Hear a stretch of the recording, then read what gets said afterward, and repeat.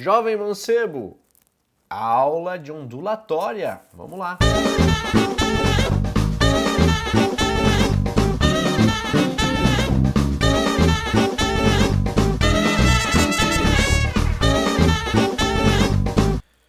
Ondulatória, vamos lá. Então, é quase um óbvio ululante, né? Ondulatória, você estuda o quê? Ondas. E o que são ondas? Ondas nada mais são de que perturbações de um meio. Tá? Toda vez que você na água, você faz a água oscilar, você gera uma onda.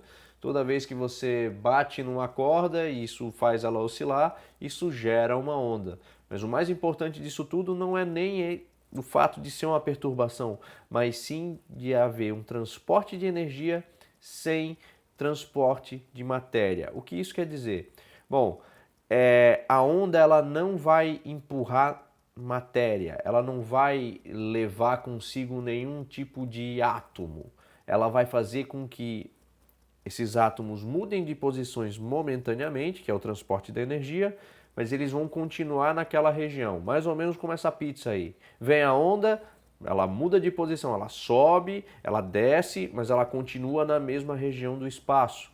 Obviamente que aí você tem uma situação não ideal, né? E a gente vai trabalhar sempre com situações ideais. Então, numa situação ideal, a pizza ficaria paradinha na mesma posição. Ela só subiria quando a onda chegasse e desceria quando a onda fosse embora. Então, vamos lá. Existem características notáveis na onda. Uma delas é esse desenho característico de onda, né?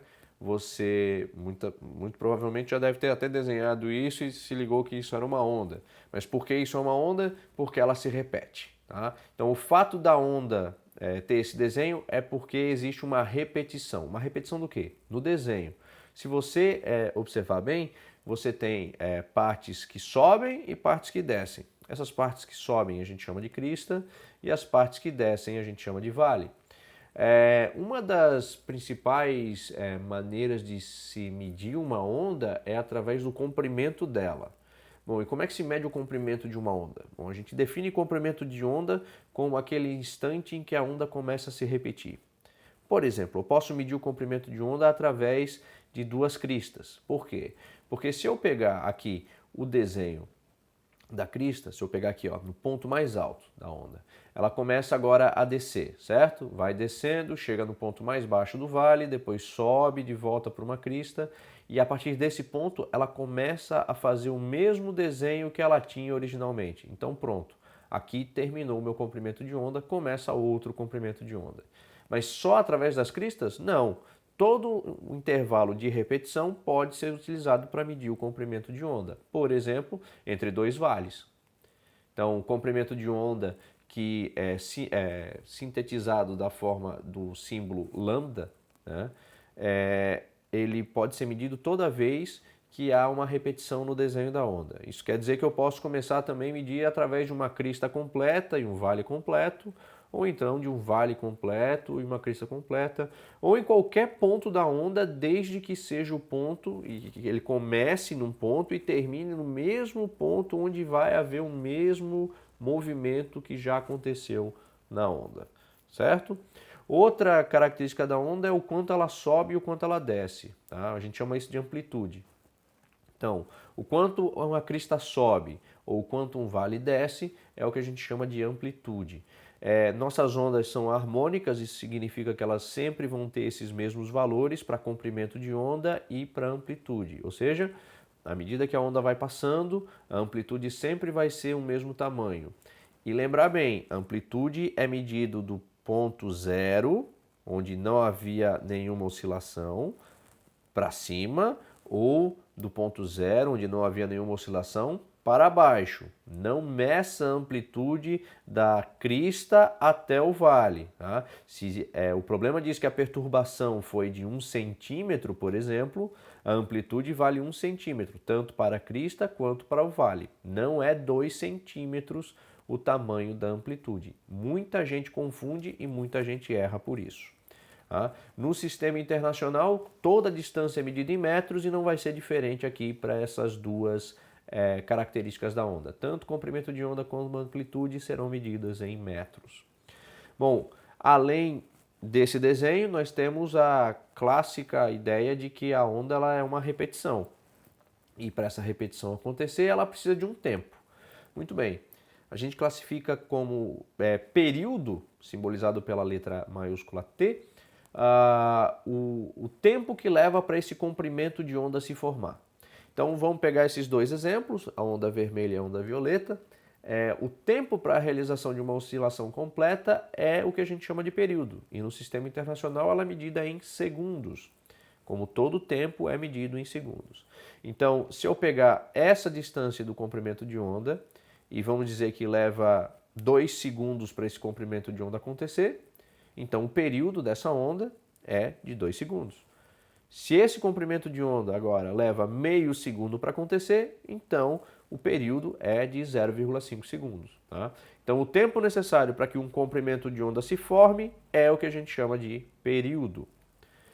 E além do período, a gente tem uma outra característica bastante peculiar e bastante importante das ondas, que é a frequência. A frequência é a quantidade de vezes que uma onda se repete durante um segundo. Isso significa dizer que ondas que se formam em menos de um segundo vão ter mais repetições do que ondas que levam mais tempo de um segundo para voltar a se repetir. Ou seja, se essa onda vermelha, por exemplo, que levou 2 segundos para acontecer, dentro de um segundo não se formou uma onda completa. Então a gente não vai ter um número inteiro de repetições por segundo. Tá? Nessa minha onda vermelha, que levou 2 segundos para se formar, dentro de um segundo não tem uma onda completa, eu tenho meia onda completa. Na outra onda, que levou meio segundo para se formar, dentro de um segundo eu vou ter mais de uma onda, eu vou ter 2 ondas. Como é que a gente faz isso? Bom, a gente utiliza essa expressão, frequência igual a 1 sobre o período. Tá? Então, basta você pegar o período e colocar embaixo ali no lugar do T e fazer a divisão. E aí você tem o valor da frequência. Mas o que você deve ficar claro é que a frequência é o número de repetições dentro de um intervalo de um segundo. Não estou falando de período, estou falando de frequência. Quantas vezes a onda se repete em um segundo é a frequência. Então, veja, se o período é igual a 2, 1 dividido por 2 dá 0,5 Hz. Isso significa que a onda se repete 0,5 vezes em um segundo. Claro, se a onda leva 2 segundos para se formar, em um segundo você tem metade da onda. Porque no próximo segundo, que é o tempo que leva para se formar inteira, você tem a outra metade da onda. Por isso, 0,5 Hz. Agora, se a onda se forma em meio segundo, dentro de um segundo você vai ter outra onda. Então você vai ter 2 repetições, 2 comprimentos de onda em um segundo. Por isso é 2 Hz. Não confundam isso, é bem fácil de confundir. Então tomem cuidado nesse aspecto da definição da frequência. Bom, a gente conclui tudo isso com a culminância do que é a velocidade da onda. Tá? Essa onda, obviamente, ela vai se propagar no espaço e ela vai ter uma determinada velocidade. Bom, você lembra da cinemática que velocidade é a variação do espaço pela variação do tempo. E o espaço aqui é medido em metros. Logo, o que nós temos medido em metros é o comprimento de onda, é o quanto ele se desloca ao longo do tempo. E o nosso tempo aqui é o período. Então, como a frequência é 1 sobre o período, então a gente pode reescrever essa equação da velocidade como lambda vezes a frequência. Então, qual eu vou utilizar? Bom, aquele que lhe for mais conveniente.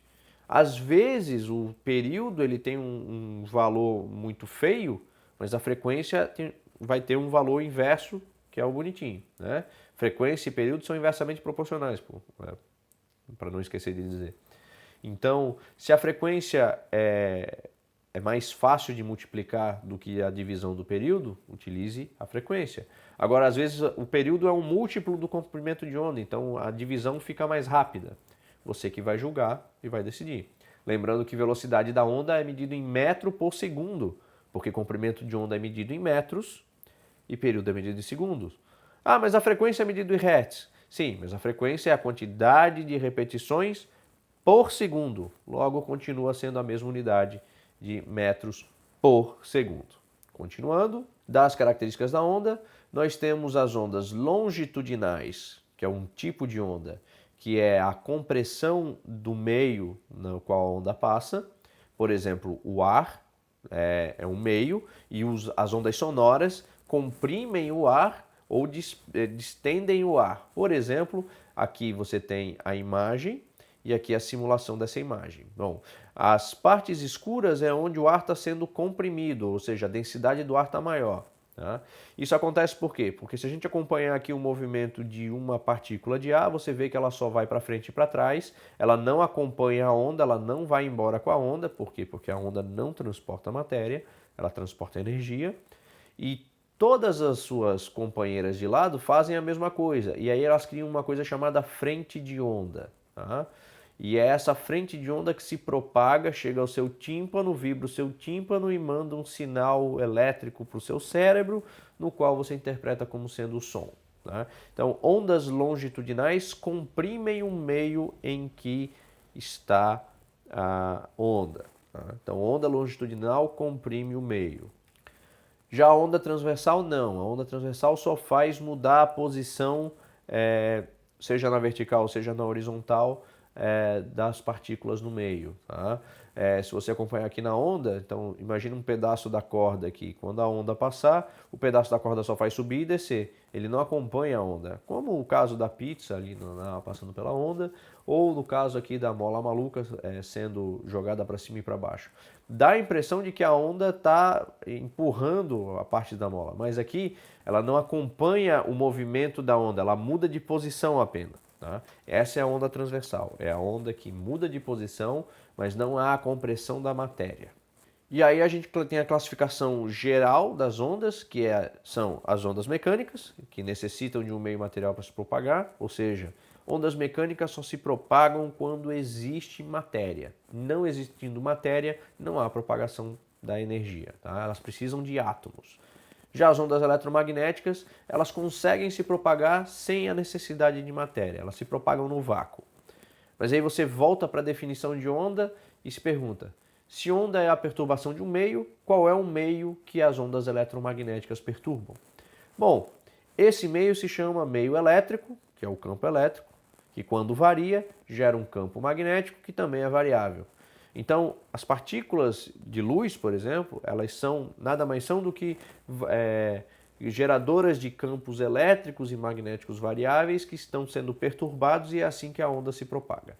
Você só vai entender isso aqui em física da terceira série do médio, quando você vai tratar lá de cargas elétricas e campos magnéticos. Até lá você fica com essa definição de tipos de onda. Ondas mecânicas e eletromagnéticas. As mecânicas precisam de um meio material para se propagar. As eletromagnéticas não precisam desse meio. Então, é isso. É o resumão do que é onda ondulatória. Para a próxima aula, vamos trabalhar um pouquinho o que é o som, tá certo? Então, até lá e façam exercícios, não se esqueçam. Valeu!